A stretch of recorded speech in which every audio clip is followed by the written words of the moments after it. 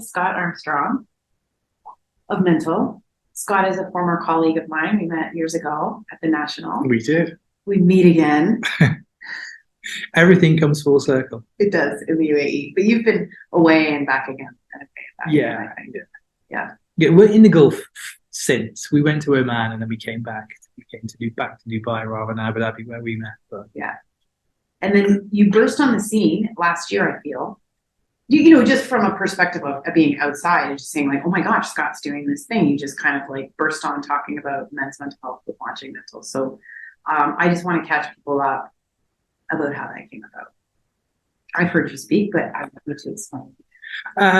So, I mean, the job before, I was in a journalism role where I was kind of more interested in the human stories, and it was all focused on the business world. But I was more interested in the human stories. I didn't want to do clickbait. So we were talking about diversity, equity, inclusion. We were talking about the future of work. We were talking about mental health. And the more that we covered it, the more I really wanted to do it. And the reason why. So the last sort of 4 years, I guess, my father died from a mental health breakdown about 4 years ago, and he was like a super strong. He's like the strongest guy I know. Typical 1970s British dad who never talked about their feelings. We never had a conversation about his mental health. And then he had a breakdown, struggled with addiction to alcohol, and within 3 months he was gone. And it was a real shock, you know, particularly for me. I was like, being away, being, you know, thousands of miles away from him, or kilometers, as we say out here. I just assumed, because he was so strong, that he would get over this. But in fact, he had no tools with which to deal with it. And it sounds a bit Hollywood moment, but I remember looking down at him, you know, in the open coffin, talking to him, but actually talking to myself, saying, we never had a conversation about this. We never had a conversation about your mental health. I wish you'd opened up. I kind of think I was talking to myself going, I wish I'd opened up to myself. So that opened a lot of things up for me. And it's funny because I knew he had been struggling with alcohol addiction, and I know that's what claimed his life. But I only just found out recently on a family holiday that he'd actually been diagnosed with depression and not told anyone about it as well. And that within my family, there were, again, it was revealed on his family holiday just this year, so many people inside my family who we'd been told had died in car crashes, but had actually had committed suicide in bed sits in the city. Like one cousin we had, we were told he died in a car crash in South Africa, and he was in the city that I grew up in a bed sit, and had committed suicide. And again, he was a, you know, super strong black belt at karate, typical alpha male, couldn't deal with it, but apparently couldn't deal with the emotions he was going through at the time. But it was, so we got this kind of like legacy of hidden issues within my family, and nobody talked about it. And I think that rang a bell in me, and I was determined to start talking more about it. And it kind of just grew from there. And the more I saw it, and it kind of like, it's one of these things that once you see it, you can't unsee it. And then I looked at my kids, and I started looking at the statistics around mental health in our children. You know, I got the time my boy was 21 at university, you know, the pandemic, lockdown, really worried about him. You look at the statistics around our kids, you know, suicide rates back in the UK, biggest killer between sort of 15 and 25, suicide, same for 40 and 50-year-olds. So there was a kind of parental thing. And I look at my daughter and think, man, I needed better tools growing up. My kids definitely need better tools growing up. So I want to start talking about it. And then this Mentl was kind of born from that. And eventually, me and my previous employer parted company. Won't say it was on the best of terms, but it was, you know, I guess the whole phrase of things happen for you, not to you. It was the perfect opportunity to do something that I genuinely wanted to do. And I think, yeah, I hit 50, and it was that point. I don't know. When I was 16 years old, I loved journalism. I look at journalism today and look at like this really polarizing force that's just focused on clickbait and just views at any cost. I was like, I think I want to do something with a bit more value. You know, I've told my daughter I'm going to live to 150. So the second third of my life, I want to do something of value. I call myself a recovering journalist because I didn't see it when I was in, I always wanted to do it as well.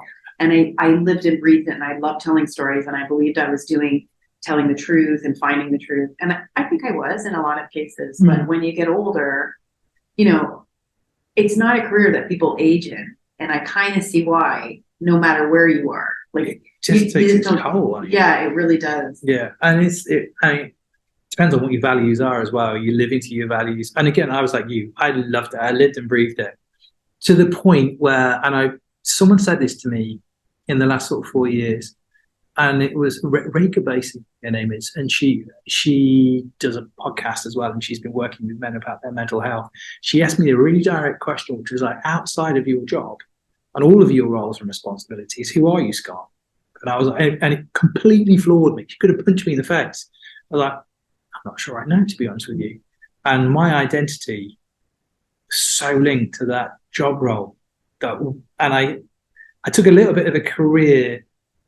I stepped out of journalism to go into strategic communications, which is not, okay, so it's crossing to the dark side, as we call it. So it's not that far a leap, but I was all at sea. Once I couldn't define myself by my job role. I had no idea who I was. I was in a really difficult space. I mean, ultimately, that kind of ripping up of the self-identity was a really healthy, really good thing to happen to me. And perhaps I wouldn't even have thought of launching my own business had that not happened to me 2 or 3 years ago. But at the time, it was a difficult thing to go through. Yeah, I've also parted ways with an employer and had that moment of reckoning. And so I completely understand what you're talking about.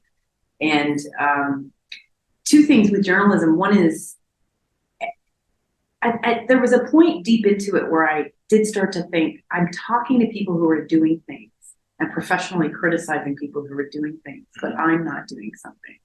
And I took a little break and I wrote a screenplay just on the side. And it's so hard. And it's not good, but I thought I can never criticize another movie. I literally won't be able to criticize another movie. And then the second thing I was going to say that you can speak to is it's that a lot of people experience is it can be a toxic workplace. It can be incredibly fun, really entertaining people, but it can be incredibly toxic. I think I personally learned some of the most difficult lessons about toxic workplaces all within that profession. Now, I've had some really good teachers, and I've had some people that I've really, really admired, but there have been times where, I've had bosses that I've got under my skin and I thought I was resilient. I thought I was experienced and had been around the block, but when they WhatsApped, it was a physical reaction. My entire body would tighten. It got to the point where, and I've said this a few times, but it got to the point where on a night time when I was trying to go to sleep, it felt like the boss was in the corner of the room, glowering at me as I was trying to get to sleep. And journalism is this. I mean, anyone who works in PR or strategic communications also kind of knows that incoming, because it could come at any point. It's 11 o'clock, is it 12 o'clock, is it 2 o'clock in the morning, which after a while is also tiring, particularly when you're repairing. And I don't know whether if you're beginning to fall out of love, then you're not that, oh, amazing, another great story at 1 o'clock in the morning. Which happened. But yeah, the toxicity levels in journalism are huge. And it almost seems like this. I was having, in my last job, I really tried to focus hard on supporting younger members of the team coming through. And I remember having a conversation with one individual who shall remain nameless, but his attitude to the young kids coming through was, well, we were miserable, they should be miserable too. And I've come across that a lot in journalism. Yeah. And it's like, no, yeah, but what? Because being miserable was character building, So I think journalism's a bit, we're kind of lost in the whole. We're as polarized internally as we are the picture we present to the world as well. It's not good for us. Yeah, and it bothers me because that's what people end up reading, is the information that's born out of that atmosphere. And like you said, the clickbait and the polarization, we're contributing to the problem, or we were contributing to the problem. And so, and it's very difficult inside of that structure to do it any other way. Well, I faced so often when I was trying to talk about, the future of work. I was constantly being questioned, like, why are we writing about this? Or mental health. Why is mental health on our homepage? Because I, as the then editor-in-chief, felt it was important. And actually, I think being human's going to win us a different audience, perhaps a more engaged audience. Maybe not an audience of 15 million people that click for 3 seconds, but I want to have a conversation. I want to build a different relationship with the audience. I want to have a human conversation with them. But that almost every day was a fight about trying to do, because, and to be fair, I don't even think it's their fault. I think it's just as an industry, that's the only way we know how to do stuff. And we haven't, digital caught us by surprise. And now we're getting into this era where human beings are really impacted by what they see 24/7. And I don't think they know how to wean themselves off of this old-fashioned way of doing things. But then that's management in general, right, across any number of industries. You do learn as you get longer into your career that there's no place that has it all figured out. No, like that. Absolutely not. Someone said that to me the other day. Every place is screwed up, and I was like, yeah, that's true. And if you could because when I was younger, I used to think, oh, if I went to work there, it would be so amazing. Mm-hmm. And what I'm hearing from even the top places is, nope, it's just as confused and just a bunch of humans. I think journalism is an interesting one, because to rise in journalism, you have to be good at a process. So to start with, you're a good journalist. You're a good reporter. You can get the story, so you know what makes a story.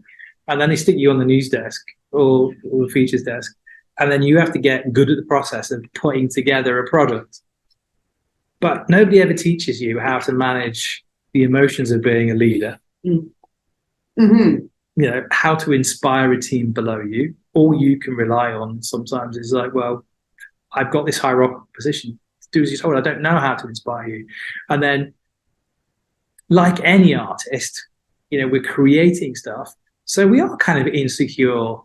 Any artist who's creating stuff and then putting it out there to be judged by the public, there's a degree of insecurity there. So we are insecure people to start with. And then you push them into a management position, give them no training on how to lead people or lead teams. So they double down on that insecurity. So that's, I think, the foundations of the toxicity in our form of profession.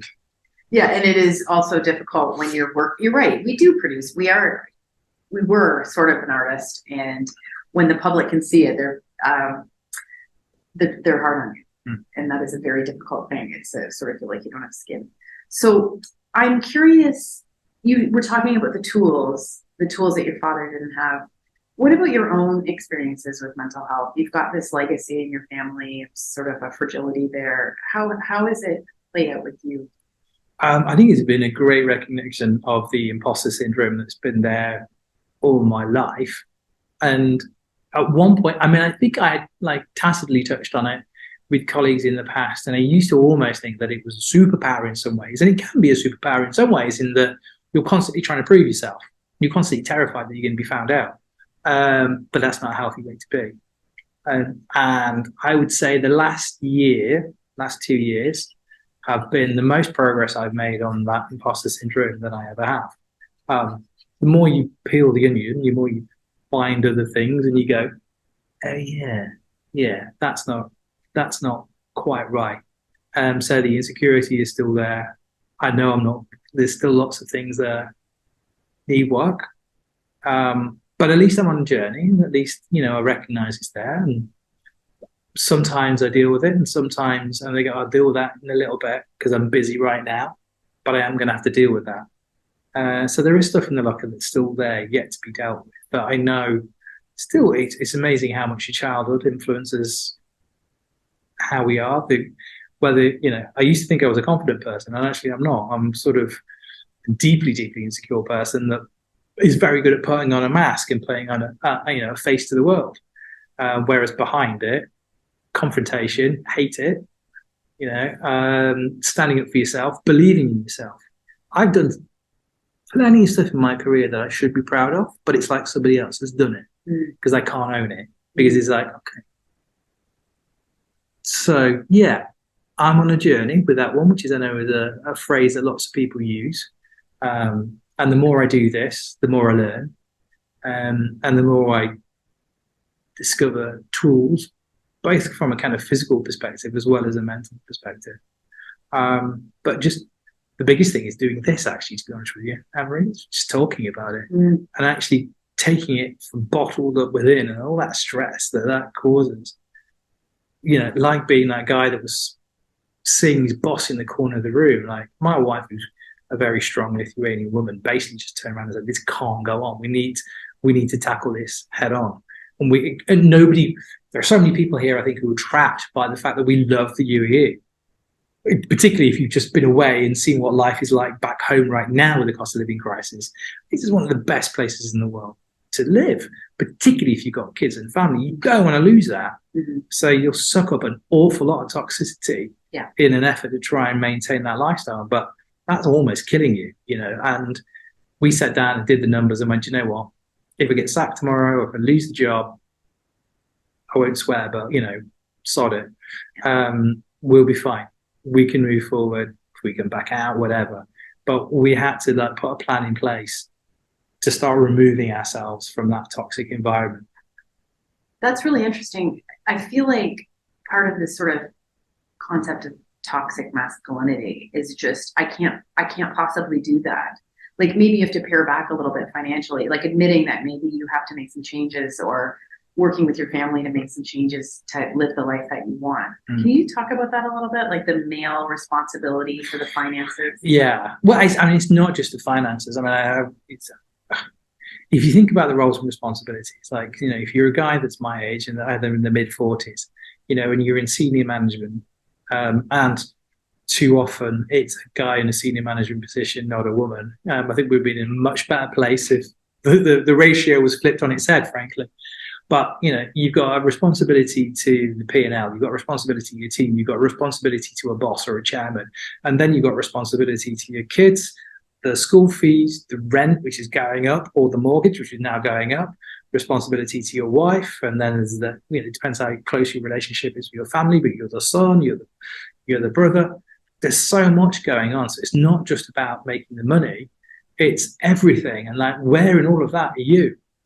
Because all of that tumbles to the ground if you fail.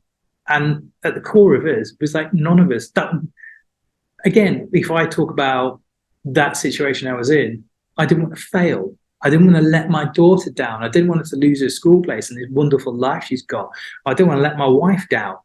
Nowhere in there was like letting myself down and looking after myself. I was so consumed with, you know, at one point, we lost the job and I had to take my daughter out of school and I genuinely felt like a failure. Guys, so many guys out there are so wrapped up in I don't want to fail, and failing's bad and failing's hard, and actually failing teaches. But we're just told from minute one, don't fail, be strong. You know, the way we're raised, don't cry, don't show emotion. It's not good for us. And eventually, like my dad was the classic example. So I've seen it. Doesn't matter how hard you are, how strong you are, how physically strong you are, how much money you've got, how much achievement or prestige you've got. My dad was a successful CEO. He built, you know, he'd come from nothing. He'd come from absolute poverty, and had built, you know, he got himself into the finest university in the city he was growing up with a scholarship. He dragged himself out of poverty. He built his own business. It became a global concern. He was a CEO. He was on a second marriage. He was very happy with his wife. 2 brilliant children by his second wife as well. So everything on the surface should look good, but it didn't. And again, no ability, no tools, just that I can't fail. I can't even open up to my own son. I am his firstborn son, and we had a good adult relationship, but we couldn't talk to. And I, at the time, before I even realised it, we just wouldn't go there because it was forbidden territory. You know, it's highly stigmatized, and that's one of the things I want to do with Mentl. And it's I end up talking about men's mental health quite a lot, but actually it's all mental health. You know, it's our kids' mental health, it's workplace mental health, it's men and women's mental health. You know, you do hot flash as well. I know about menopause and the impact of that on on women and male menopause as well, the impact on men, because that's the other thing that's going on in the background with men as well, particularly of a certain age. So after 40, their testosterone levels are falling. They're looking in the mirror, they're seeing I call them boobs, the brunch bellies there. They don't, physically they're not quite liking what they're seeing. The testosterone levels are going, so their energy's not there. They're beginning to feel a little bit inconfident. Often that can turn into toxic behavior at work because they're trying to double down on feeling powerful inside the workplace, even though they know it's wrong. And they're hiding from themselves. So there's some physical stuff that they're dealing with. And that's why, again, that statistic of guys between 40 and 50, I think it's the second biggest killer of men between 40 and 50. It's a terribly turbulent time. And I have men in my life too who are struggling in their 40s. And someone said to me, like I said, why is it now reaching why 4 years ago were you okay? And he said, the vault wasn't full. And I thought that was so interesting, because I think a lot of what happens in your 40s is like the stuff you stuff down is like a pot with a lid, and the lid is just sort of like ready to boil over. You just have contained too many things, whether it's from your childhood, whether it's from ways you've let yourself down or relationships or whatever. Do you see this with?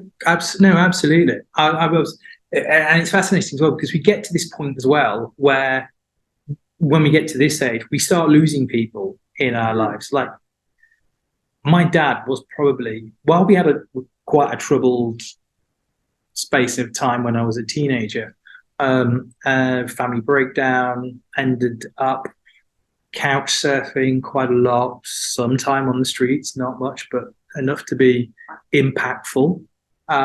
Both parents rejecting me. I know I've still got to unpack that one, even though my dad did help me out of that situation eventually. He didn't take me in, which I kind of assumed he would. So there was a conversation we had to work through on that one.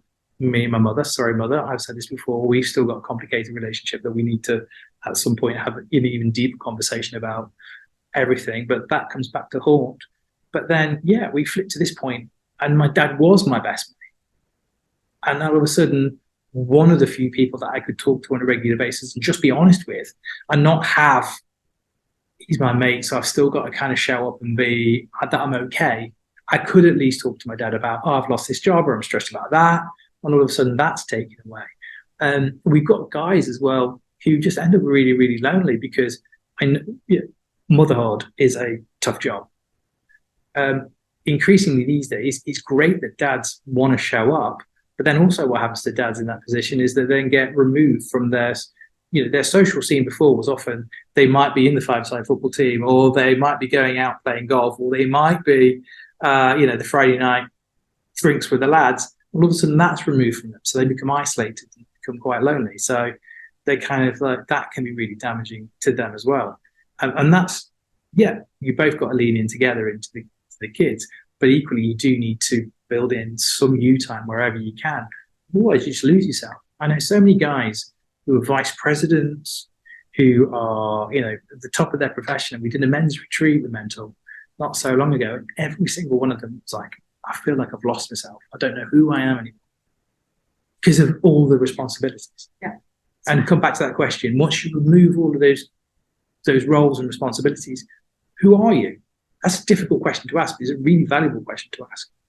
I mean, we grew up with this notion of a midlife crisis and the man, getting a convertible. That's what it was in North America, getting a convertible and leaving his wife for a younger woman. Basically just walking away from his life, though. Now, it was caricature, but now that I think about it, just hitting a place where they don't have any idea who they are and they just leave and start something new, rather than like this idea that men want younger women. I think it was much more about what you're talking about. I think, no, genuinely, I would agree with you. And actually, when we look at the statistics, the guys that walk away and buy the car and the younger woman, in some respects, they are almost, and now this is going to probably come out the wrong way, the lucky ones.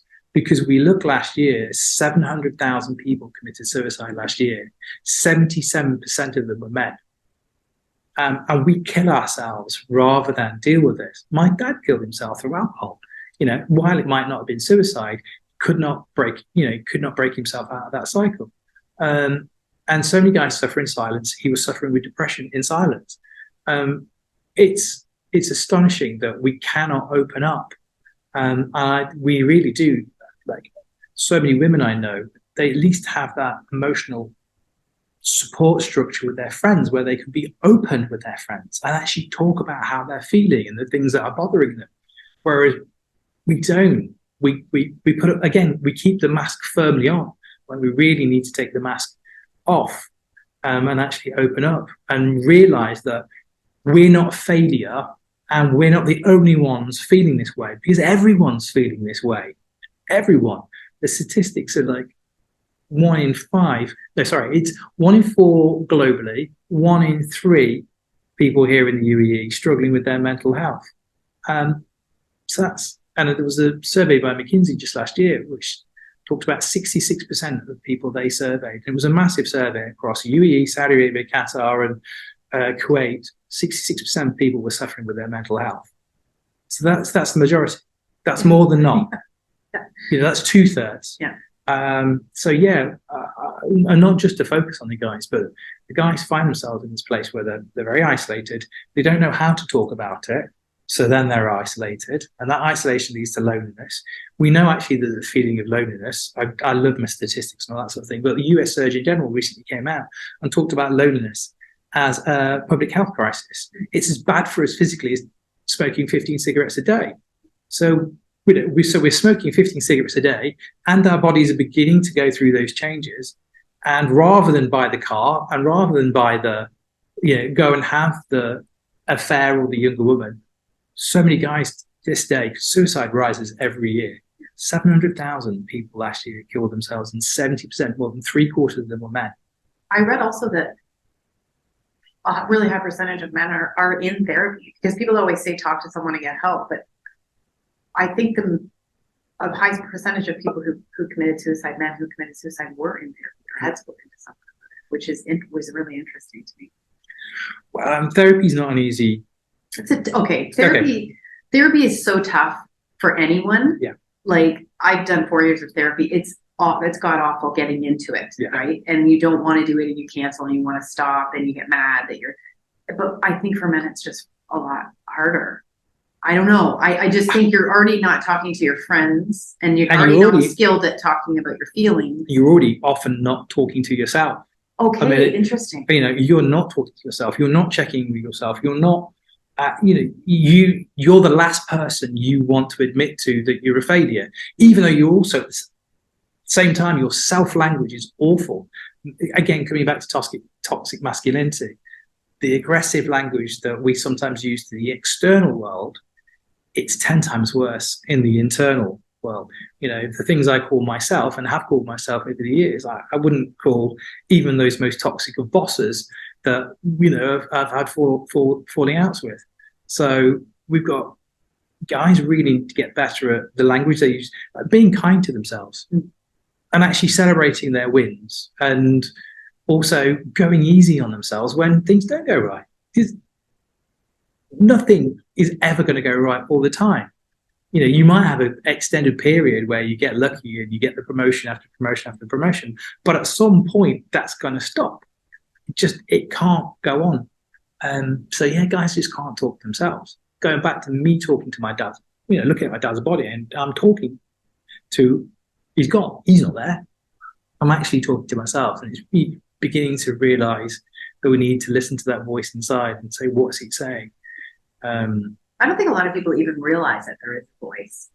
There's like the true them. I know for me, this was like phenomenal, right? It's like, oh, that's an other. I don't know what that is. I before I knew any of this, I used to joke that I wanted to write a book called The 2 Yous.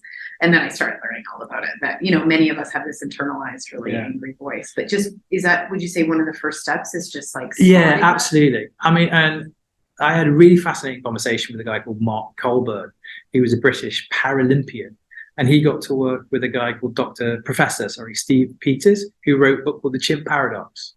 And that was all about performance.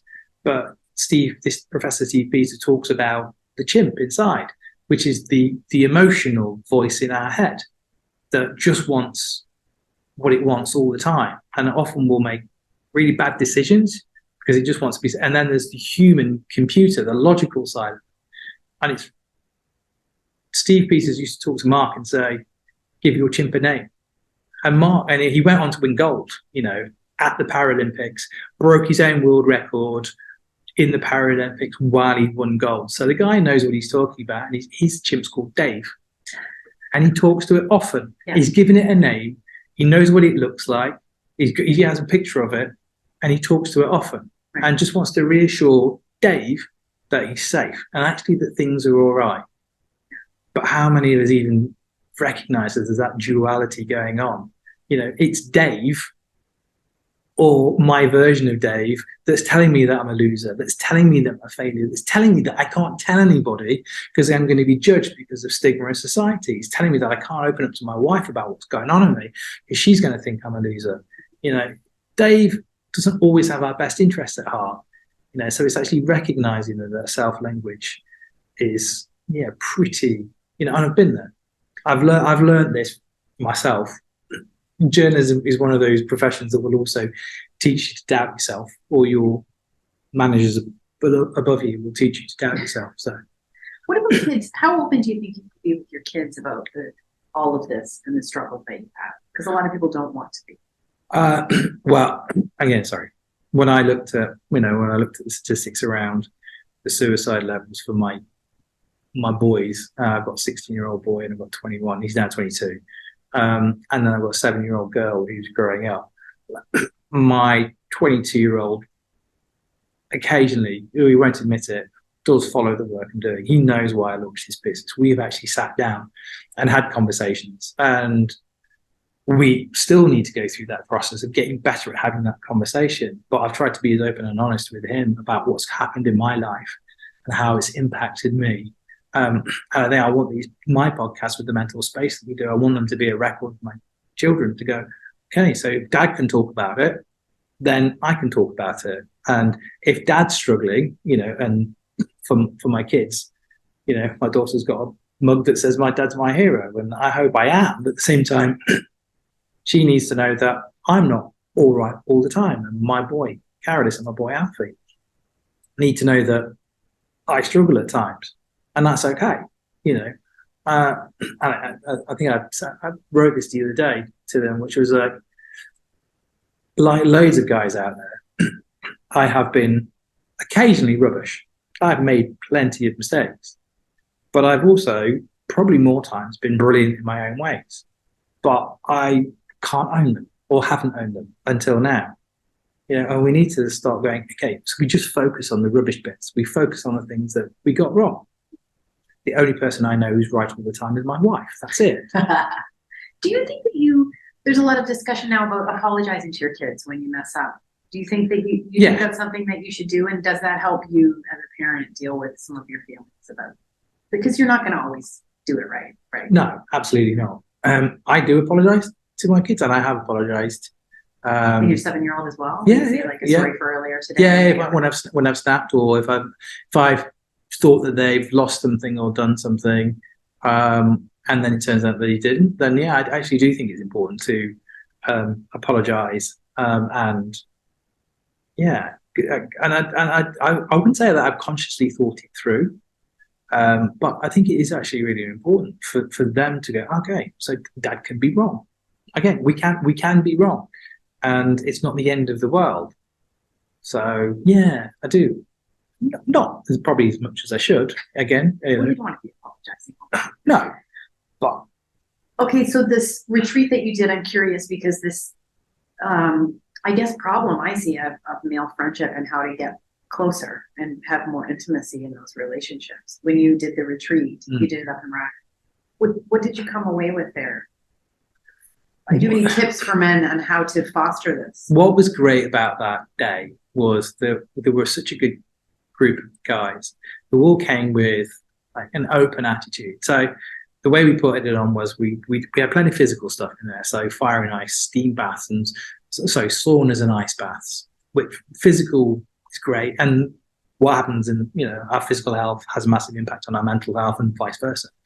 But then we had meditation. We did meditation on paddle boards, and all the guys were lying on the paddle boards. We tied them up on the ocean doing vinyasa and doing some meditation, which I think all the guys afterwards are like going, this is the furthest I've been away from my mobile phone in so long. Yeah, My mobile phone is on shore, and that first 3 minutes of letting go.